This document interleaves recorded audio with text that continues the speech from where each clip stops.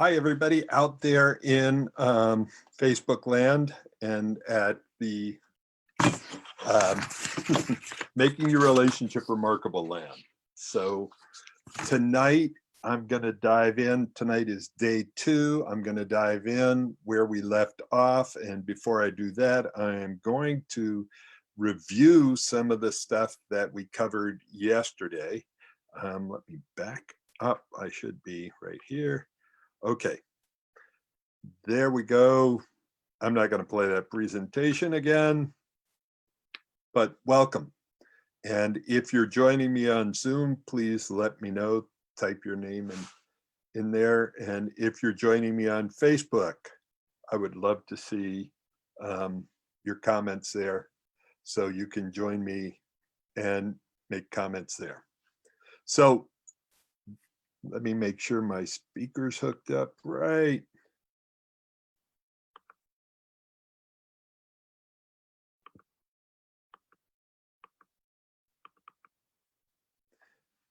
Okay. Next time I do this, I'm getting a technical assistant for this thing. So it shouldn't be this hard. I'm on Zoom and I'm on Facebook Live. And my system is trying to connect. So here we go. Hi, Kelsey. Hi, Rachel. Hi, everybody. And my headset is connected. So here we go. We're launching from Saturday night. Hopefully, give me a thumbs up if you, or something, if you hear me. I'm using a system that's a little new to me. And last night I had a problem with the volume. So can you hear me? Yes or no? Type that in. The second thing, and for people who were on yesterday, I showed you this, but for people who weren't, I want to do the same thing just to set it up right. So when you look at that bottle, okay, great, thanks, Kelsey. When you look at that bottle, what do you see? Just type it in what you see. And part of what I want to do is help change a paradigm here. So now what I want you to do is look at what do you see now when you look at the bottle. So we went from, some of you saw a nude, to seeing a bunch of what? Porpoises. And when you change the way you look at the bottle, all of a sudden it's like almost impossible not to see the porpoises. But when you saw it the first time, what you saw was the nude. So what we're going to do is we're going to try to take and look at things a different way. And that's what these whole 5 days are for. Is your relationship set up to fail, or is it set up to succeed? What are the 7 skills? Tonight, we're going to go into communication. And most of you that have contacted me have been through some form of relationship coaching or therapy or working on their relationship. And I want to set tonight up with this. There's 3 reasons that working on the relationship fails. And if you understand what these 3 reasons are, you're more likely to succeed, and you're more likely to get a lot out of these 5 days, starting with yesterday. And if you missed yesterday, it's on a recording on here, so you're all set. So number 1 reason that it fails is if you don't agree on what the problem is, you won't agree on the solution. If somebody just joined me on Zoom, if you could mute yourself, that would be helpful right now. So if you don't agree on what the problem is, you won't agree on the solution. A lot of times when people come to me for relationship coaching, they're pretty sure that they know what the problem is, and it's the person sitting next to them. So they come in blaming each other, and they leave looking at a totally different way of communicating in a different system. So as it says, if you don't agree on what the problem is, you won't agree on the solution. The second thing is WIIFM. And what WIIFM stands for is what's in it for me. And the second part is WEIT. And when it comes to making a change is normally uncomfortable. And if you're asking somebody to make a change, or even if you're wanting to make the change yourself, if you don't know what's in it for you, you're unlikely to do whatever it takes. And if you want a remarkable relationship, you really have to be willing to do whatever it takes, because that's what makes it remarkable. If you think about a remarkable athlete, they have remarkable skills. A remarkable musician, a remarkable artist, even a remarkable, well, not even, but a remarkable doctor. They have dedicated years to developing those skills. And the interesting thing is I've coached lots of different doctors and surgeons. People are the most brilliant, trained people, but they weren't trained in relationships. So it's sort of like me. If you put me in a helicopter and ask me to fly it, I'm not trained in helicopters, and it doesn't matter how smart I am. I could learn it, but I'm not trained in it. And so this is a thing on relationships and parenting, but we're working on relationships here. People think that just because you're a human being, you should know about what to do. That's like saying just because I'm a human being, I should know how to fly a helicopter. No, it's a different set of skills. So third thing, lack of commitment and accountability. And so part of being in a group is to be able to create commitment and accountability to something bigger than yourself, to being on a team and committing to mastering basically the 7 methods. And I am going to give everything I can in the 5 days. And there's going to be a group of people that want to go deeper, that want to go from like just having it as an intellectual idea to taking it on as a way of life and transforming their relationship. And at the end of this, I'm going to let you know how you can do it. Because starting in January, I'm going to do 3-month deep dive with a small group of people that are committed to transforming their relationship, and not just getting information about it, but creating transformation. So this is a 30-second review for people who were here yesterday, and the people who weren't here yesterday, you can go back to yesterday's and get a deeper dive. But I want you to think about this. Remember from yesterday, there's 4 basic quadrants there. Quit and stay, where you've given up on your relationship and getting your needs met. Everybody for themselves, that's where you're like roommates, but you're taking care of your needs, they're taking care of theirs. Waiting for my turn. And the partnership zone. So the people who are on here now, which one of those do you resonate with the most, and which one do you want? Whether you want to be in the quit and stay, nobody wants to be there. Everyone for themselves, waiting for my turn, partnership zone, or way out here in remarkable relationship. So pick a zone that you would like and let me know. The other thing that we're going to be working on, and I was working with a couple of in Arizona tonight, a little earlier, and it was partner, friend, lover, and they're having they've been together a long time. Great couple, love them, they love each other, and it was like when they said the relationship's not going exactly the way they wanted. And what happens though is we broke it down and go, which one isn't working that well? Is it your partnership, your friendship, or your lovers? So that's what we're looking at right here on the screen. So which one in this 5 days are you working on? Are you working on being a better friend, a better lover, a better partner? So let me know that there in the screen. And then clearing up the past, connecting, getting present, creating possibilities for the future. Until you cleared up the past, you're not available to be present in a relationship. And until you're capable of being with somebody in their pain, their upset, their challenge, then it's hard to create the empathetic and compassionate connection you want. And so tonight we're going to dive into the capability of communicating. And then that leaves us to the third one, which is, what kind of possibilities are you creating for the future? We did go this one here. I'm going to have to make this, try to figure out how to make it look simpler. It's really kind of simple, but it looks a little overwhelming the first time you see it.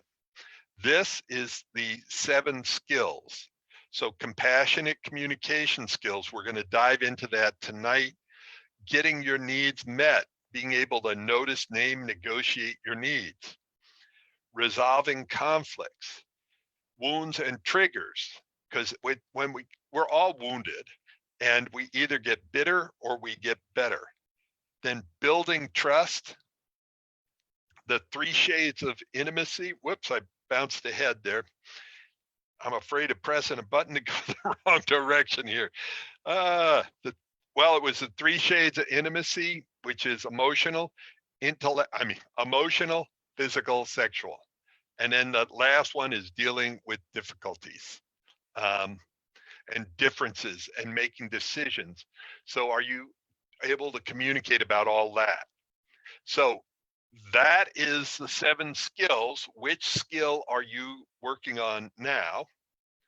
And I see Rachel saying, waiting my turn. Yeah, there was a long time in one of my relationships that I sat in waiting for my turn. And I was really sad. Okay, this one is your ROS. That's what's behind here too. And the basic idea is if you want to change your results, you have to change your actions. If you want to change your actions, you need to change your beliefs. And what creates your beliefs is either your past results or a vision of possibility. And if you want to create something different, you're going to have to create a different vision for it. So, by the way, I'm going to preview a lot of these same slides almost every night, just a quick 5, maybe 7 minutes, because this is the core. This is the foundation for this whole thing. So where are you now? And where do you want to be a year from now? So if you could put in there, where are you now? Anywhere from at the bottom, gone, done, crisis, conflict, stuck in a relationship rut, doing good, we're great, to where do you want to be a year from now? And most likely you want to move up. Some of you may want to be gone from that relationship. So that's okay too, because it will clear it up for the next opportunity. So if you could type in, where are you now? Where do you want to be? That would be awesome. All right. I'm going to take a moment here. This is where we're diving into the new stuff. And this is the essence of what I think everybody wants. How do we keep love alive? And if you think about it, what makes a great relationship? It's easy to win. It's hard to lose. They're in a state of gratitude or grateful. And if you stay grateful, which is not necessarily easy, it's an active practice on a daily basis, staying grateful. So if you do that, things get better and better. And that's what the whole idea here is. How do we create relationships that get better and better? And what happens if in a typical relationship, they start really good, and then we start taking each other for granted. And when you start taking each other for granted, what happens? It becomes easy to lose, hard to win. And by the way, I moved over my this whole presentation from my Keynote, which is a Mac, to PowerPoint, which is PC, and some of it didn't cross over quite as well as it should have. So we'll probably find a few more of these along the way. All right. So typically people show up and want to work with me because their relationship is become worse and worse. And so there's 3 reasons. If you think about health, there's 3 reasons people work on their health. Number 1, that there's a problem, diabetes, cancer, something's not working, they're overweight, there's some problem that they have, and it's motivating them to take action. The next group, so problem, prevention. So they see a possible problem coming and they're taking preventive action. And then the third group is about possibilities. These are your athletes, these are your peak performers. It's just, some like healthy vegetarians, nutritionalists. These are people who see what's possible and are going for that. It's the same in relationships. Most of the people that come to me are motivated because they have a problem. There's conflict, there's communication issues, jealousy, there's been an affair, there's been a betrayal, a breach of trust, financials, all these different things. Some people come because of prevention, because they see if they don't get better communication skills, they're going to be a problem, or more intimacy, or more sacred sexuality. And the last group is a group that has really good relationship skills or great skills, and there's a few areas they want to work on. So think about that. Here we go. What are the right tools? And I talked about this last night. With the right sorry, with the right tool, things can get handled quickly. And I talked about a story last night about a toothpick. I had something stuck in my teeth for about 15, 20 minutes. At first I used a business card, then that got stuck in between my teeth. And the thing is, if you're using the wrong tool, you make things worse. And I have couples that have come to me and in 15 minutes have turned around an upset that's been bugging them for years. Why? Because they didn't have the right tools before. With the right tool, it took me about 30 seconds to clear it out, the thing that was stuck in my teeth. So here we go. Which tool? Oh, if the only tool in your toolbox is a hammer, everything looks like a nail. So we're diving in tonight to the communication toolbox. And here I want to say something. One of my mentors, a guy named Marshall Rosenberg, brilliant man, he's no longer with us. He created something called nonviolent communication. And what Marshall Rosenberg said is the normal outcome of most communication is misunderstanding. Let me see if I move my screen down a little bit so that's not in the way. Okay, and there he is with his puppets, jackals and giraffes, and I have my own little puppets in front of me here. I have, well, when you're communicating from your head, Einstein, from your heart, or from your hurt, the reptile brain. So I'm going to give you more on that later. So how effective is your communication? So what I'd love for you to do is write in there, how effective are you now? Like on a scale of 1 to 10, how effective are you at getting people to lean in versus lean out? Lean in, you get connection, you get compassion, you get cooperation. Lean out, you get resistance, resentment, regret, and it feels like force. So I would say I started out a while ago and whoops, wrong way. And my communication skills were probably a 6 or 7. Hello. Oh, okay. All right. Let me see here. I'm going to switch my screen every once in a while so you can see me. I'm up close. All right. Before I do that, I want to just have you look at this. This is actually me whitewater kayaking. And what is the most important whitewater kayaking skill? And it will tie into relationships and communication, I guarantee you. That was going over a 24-foot dam. This is going down through some class 4 rapids and playing around. The most important skill that you need to be able to kayak like that is to recover quickly. It's called an Eskimo roll. And basically in the roll, you learn how to, you get flipped over by the river and you learn how to roll yourself back up again. So if you want to have communication that is powerful and intimate and all the rest of that. So let me see if I can switch. Yeah, there we go for a minute. Hi, everybody. So anyway, if you want to have amazing communication, what you need is amazing communication skills and the ability to recover quickly, because otherwise what you're doing is walking around on eggshells and you're always trying to, oh, hold on a second. Hey, no. Say hi to everybody. This is the newest member of the, the family. This is Leo, and he is about 7 months old right now, and he loves coming up and getting attention. And sitting right over there is the cat. So everybody's come up and they want to be in the middle of everything. All right, so I'm going to go back to sharing my screen.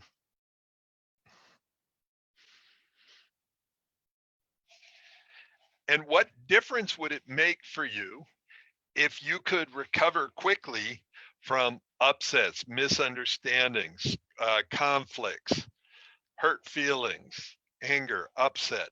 How important is it to you to have that relationship skill? And here is what some people have said. After many attempts at couples works with other individuals, working with Paul finally helped my partner and I break through to a new place of understanding, appreciation for one another. By the way, I'm dyslexic, so reading on screen, it's like, oh, trauma for me. I want to get it right. Having tried marriage counseling unsuccessfully earlier in our relationship, we were both a bit skeptical about trying a coach. And they came as a last ditch effort. All I can say is I'm glad that we took a chance with Paul. It made a difference for us. And it wasn't me, it was that they learned these skills. You know, I'm an ex-commercial fisherman. These are skills that I learned from amazing people or developed myself. I went from commercial fishing, believe it or not, to traveling around the world teaching about quality, productivity, and leadership because I studied of Dr. Deming's work. So I don't want to get off too much on me. All right. You have brilliantly woven together different techniques and methods to create something that is so simple and yet so effective that it's easy to learn and remember. And that's what I want for you tonight. If you look at it, I feel more confident and comfortable in myself and with the relationship. So here it is. There are 3 zones that we get into, and I want you to think about this.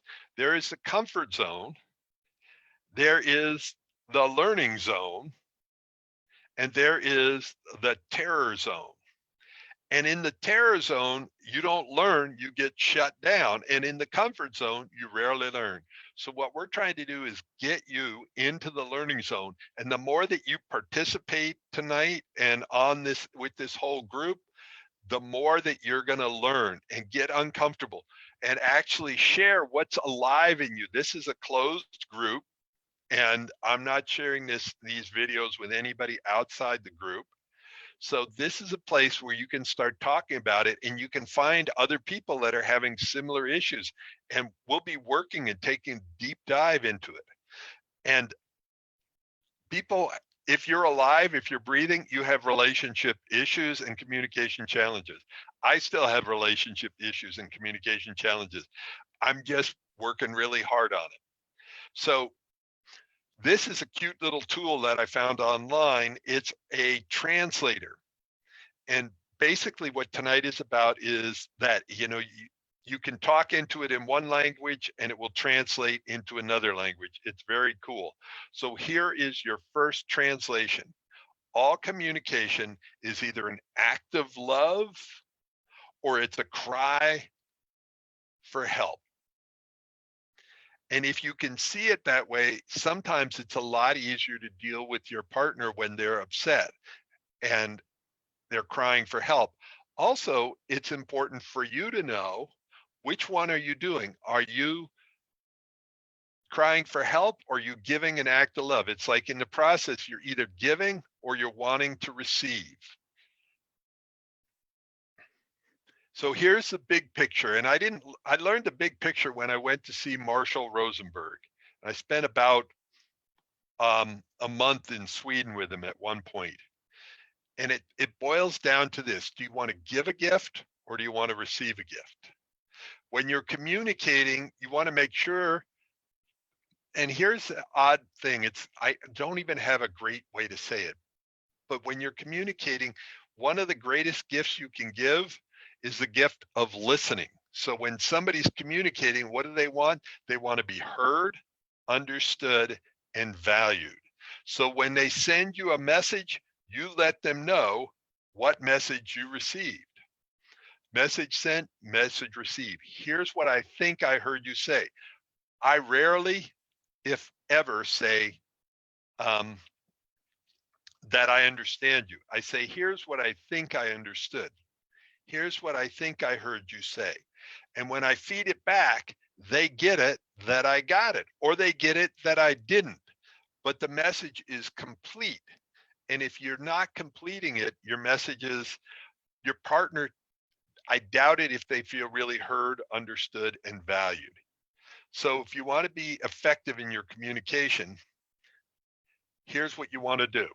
You want to make sure that, let me get all these down here.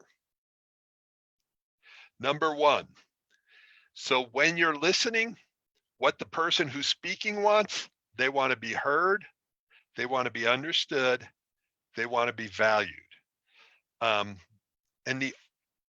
one of the things I had to do with the couple today is slow them down. Boy, it was point counterpoint. The one person barely got done talking before the other person jumped in. No, you're wrong. You got it. And it's like nobody felt heard, understood, or valued. Who are we going to give to? So in the beginning, we slow it way down and go, okay, who wants to give? Who wants to receive? Because when both people are trying to receive, it looks a bit like this right here. So those, by the way, are my little dragons. Let me see if I can, I'm going to stop sharing for a second. Yeah. So, and why I use them is because the reptile brain, when we get triggered, we go into the reptile brain. I'm going to talk about triggers in a few minutes, but the idea here is to get out of your hurt and back into your heart. And the thing is, there's a difference. When you're communicating from your head, the most important things are facts, figures, logic, what happened.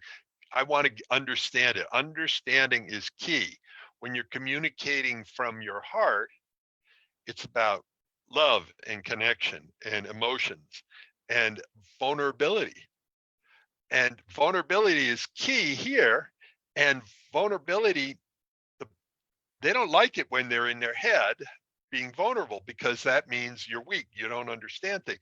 And especially when you're in your hurt, vulnerability is the enemy. So the whole idea is, how can we move into our heart and communicate from that place?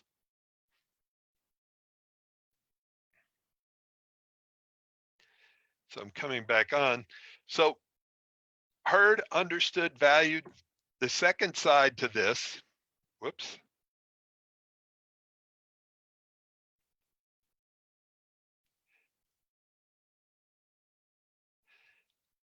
Here we go. So when you're communicating, you want to be conscious, compassionate, and courageous. So conscious is this. I know, if I go all the way back to what Marshall Rosenberg said, the normal outcome of most communication is misunderstanding. If I know that, what's going to happen, and I'm conscious of that, is I'm going to be asking the other person what they heard me say. Oh, you heard that? I thought I said I loved you. What did you hear? Oh, you heard that I thought you were imperfect, or that you needed to change. Wow. No wonder you're upset. I thought I said this, you heard that.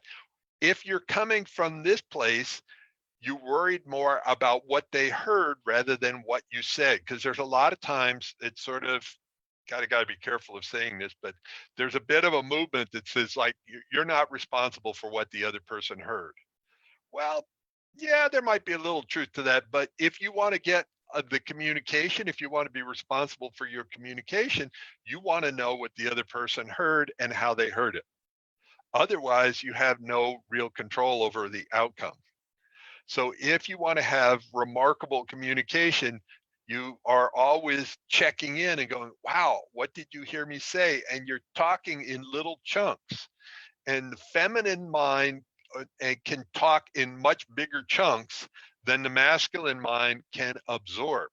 So if you're talking to the masculine mind, and I know we all have both of those, you want to talk in smaller chunks and check in, talk and check in. And the way I describe this is at one point, my mother was following me in a car.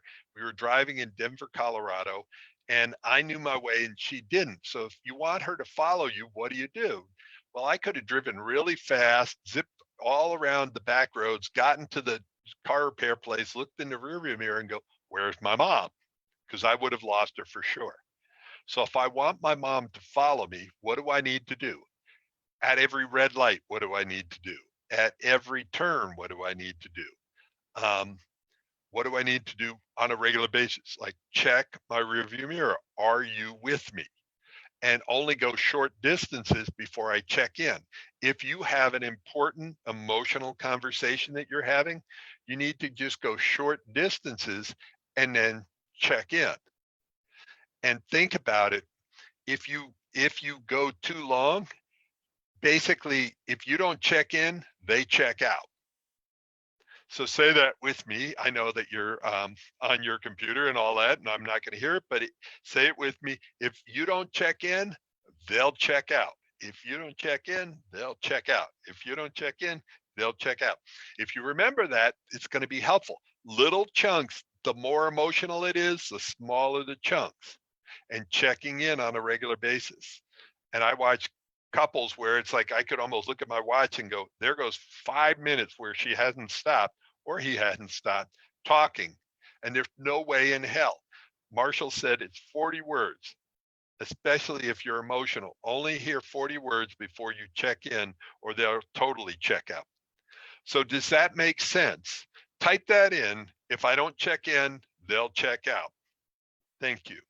And part of the reason I want you to interact is two things. One, it's more fun for me.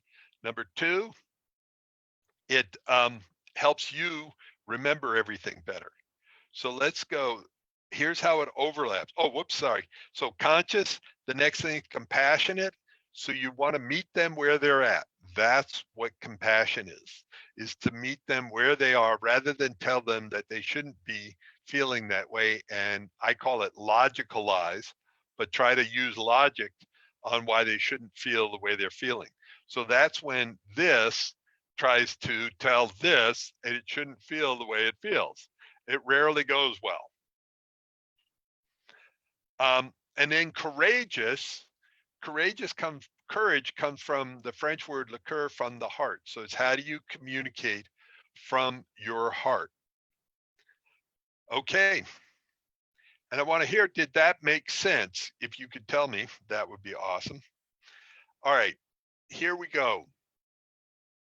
I've been talking about the 3 different places you can communicate from. Also, so this is where you're listening from and you're speaking from. Number 1, the head. Number 2, a little more information. Knowledge is king there, or key and king. Number 2 is from the heart. And when you're communicating from the heart, love, connecting feelings, forget the facts. How do you feel? Vulnerability is key. And there's a video in the videos on this page, or you can find it on, on YouTube, but it's Brene Brown. And it's all about vulnerability. And then the last one is coming from our hurt. And in a minute, I'm going to show you how to tame your dinosaur. And when you're coming from your hurt, the head is about reasoning, the heart is about relating, the hurt is about reacting. And if you're coming from your hurt, you're worried about loss and protection and safety, and you're worried about where is the danger, who is the enemy, how can I protect myself? That's a critical part of that. And the problem is, in a relationship, if you look at your partner like they're the enemy, they can either defend themselves or they can connect with you. And if they're trying to defend themselves, they can't be compassionately connected with you. So you have to decide, which one do you want? Do you want them connected or do you want them defending themselves? So taming your triggers, this is where we're getting into your dinosaurs.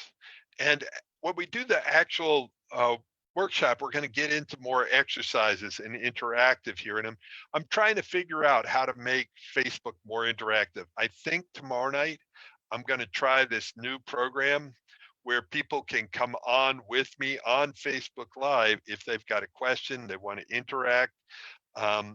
Normally I do that on Zoom, but I'm having a hard time doing Zoom and Facebook Live at the same time. I'm having a technical learning curve. Anyway, here's a question. How much fun is it to talk to somebody who is triggered? And how much fun is it for somebody to talk to you when you're triggered? I'm guessing not a lot of fun. And here's what happens. As emotions go up, intelligence goes down.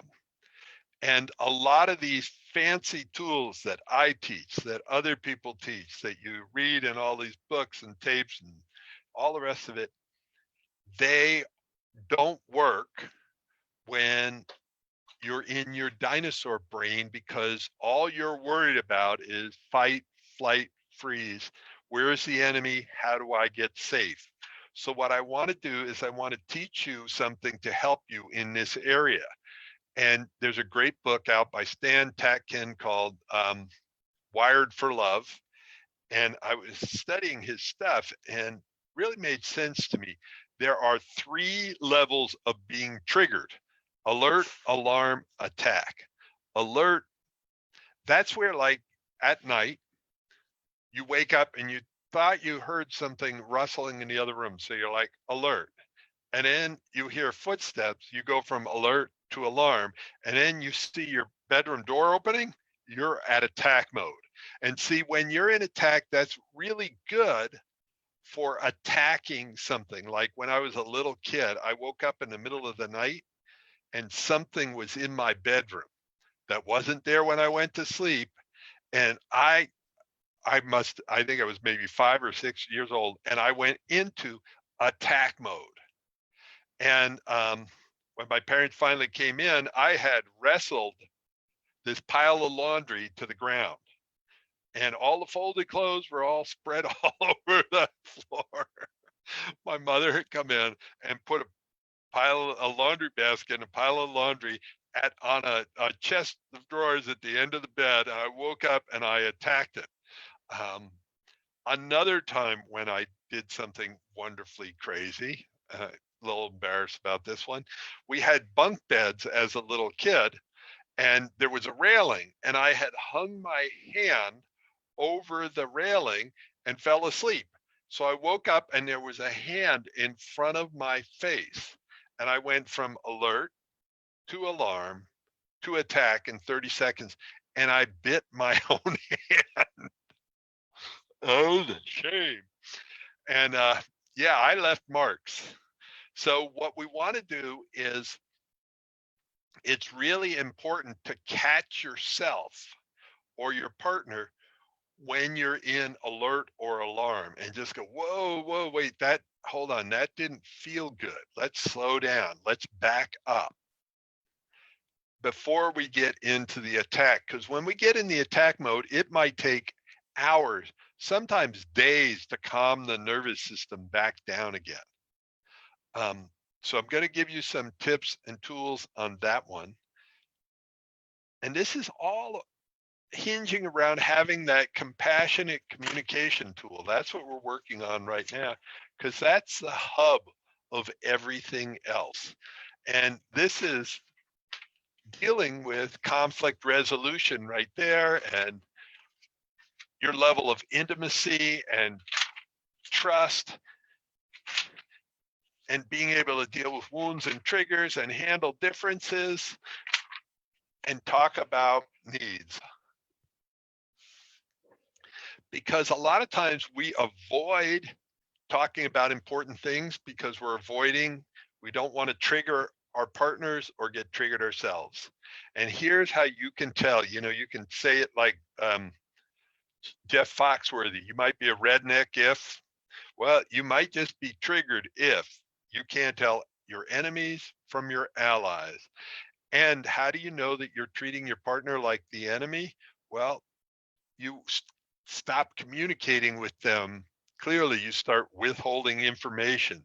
You start protecting yourself because anything you say can and will be used against you. The next one, and this one is also critical, you can't tell danger from discomfort, and you're reacting as if it's dangerous. This is where, if you think about it, like they say, public speaking, people are terrified of public speaking. Now, is it dangerous? Not in this country. I mean, yeah, in some countries it probably is, but not here. It's normally not. Somebody might boo you or be disappointed or embarrass you, but that is discomfort. That's not danger.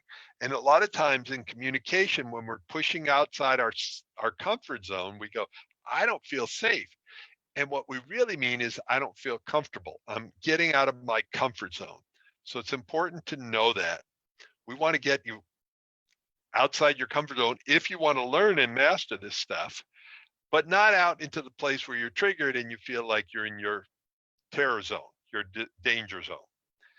Another thing, when you're really triggered, it's hard to tell time. You can't add, balance a checkbook, do math. These are all things let you know you're triggered.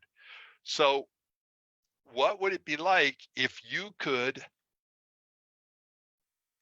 handle it and tame your triggers and uncover, well, get back to connection? So what would it be like if you could tame your partner's triggers and get back to connection? Well, here's one of the things that would help. And it's warning, do not try to use logic or reason with the reptile brain. Most likely you'll just get your hand bit or chewed off. What you can do, and this was awesome on the call today with this couple. They were upset with each other, and this is all we did. He put his hand on his heart and held her and said, honey, what do you need to feel safe right now? Because what happens is, it's letting the reptile know that they're more important than anything you've got, your brain got to say or your heart's got to say, that they are the most important thing right now. So what we want to do is make sure that we can tap in and hold them close and just go, honey, what do you need to feel safe right now? And be with them with whatever that takes. So what kind of a difference would that make in your relationship? Whoops, let me back up. If you could do that, if you could go through what I've talked about today and be able to translate. So this is sort of the summary. If you're able to translate and communication either into an act of love or cry for help, what would that be like? And if you could meet them where they're at and listen, not just from your head or from your hurt, but listen from your heart and help them get into their heart. If you're able to help them feel heard, understood, or valued, and teach your partner how to hear you and understand you and value you, because most people are not taught how to do this. And communicate with consciousness and compassion and courage. How different would your relationship be if you could master these skills? So I know I've covered a lot of information tonight, and it was a bit of a data dump, and I know I am wanting to make things simpler. So that's the whole idea here. So here is the summary. The one thing I want to add on that is gratitude and granted, and making sure that what you do is on a regular basis. Oh, there goes the cat. Being gratitude, not granted. So here's your homework. Notice where you're communicating from, your head, your heart, your hurt. Notice whether or not your partner feels heard, understood, and valued. When you get in an upset, try to back up a little bit and get out your translator and hear, is it an act of love or is it a cry for help? And make some notes in here. And then next week, we are not next week, but tomorrow, I'm going to dive into your needs, the power of your needs, and how important needs are in a relationship, how to notice, name, and negotiate your needs. Thank you very much. If there's anybody that you think would be get value from understanding their relationship better, get them to join us. We still have 3 more nights. They can catch up with the recordings. I look forward to talking to you some point soon. I hope you got a lot out of tonight. Leave a message in the comments below. What made the biggest difference for you? What are you going to focus on? And how different would your relationship be if you could regularly use compassionate communication? All right. Well, thank you very much. Have a great evening.